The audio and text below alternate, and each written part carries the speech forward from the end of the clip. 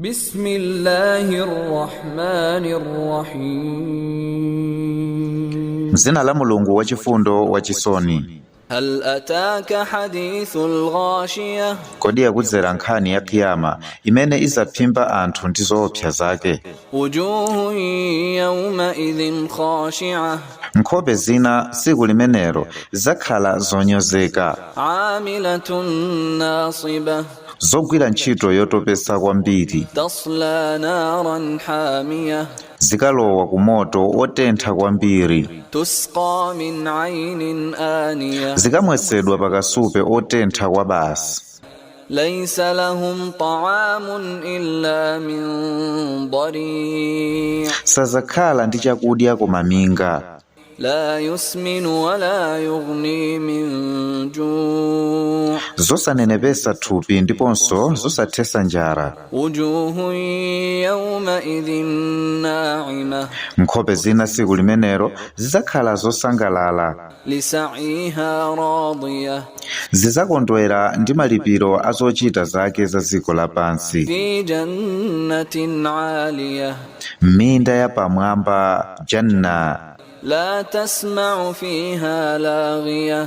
Sazikamva mmenemu mawu oyipa otukwana ndi olawula. Fiha 'aynun jariyah. Mmenemu muli akasupe oyenda mokongola. Fiha sururun marfu'atun. Mmenemu muli mabedi apamwamba. Wa akwabun mawdu'ah. Ndi zikho zoyalidwa bwino pamaso pawo. Wa namariqu masfufatun wa zarabiyu mabthutha. Ndi misamiro yoyikidwa bwino m'mizeremizere ndi mphasa zoyalidwa ponseponse. Afala yanzuruna ila al-ibli kayfa khuliqat. Kodi sukulingalira ngamira idalengedwa motani? Wa ila as-samaa'i kayfa rufi'at. Ndi thambo mmene lidatukuliridwa popanda nzati. Wa ila al-jibali kayfa nusibat wa ila al-ardi kayfa sutihat. Ndi mapiri momwe adakhazikisiridwa molimba ndi nthaka momwe idayaliriridwa. Fadhakkir innama anta mudhakkir.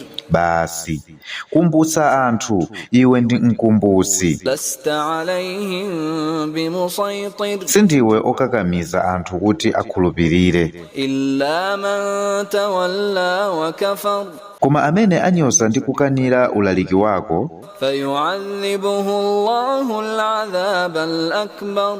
Allah amulanga chilango chachikulu. Inna ilayna iyabahum. Ndithu kobwerera kwawo ndi kwa ife basi. Thumma inna alayna hisabahum. Ndipo ndithu kuwerengeredwa kwawo kuli kwa ife.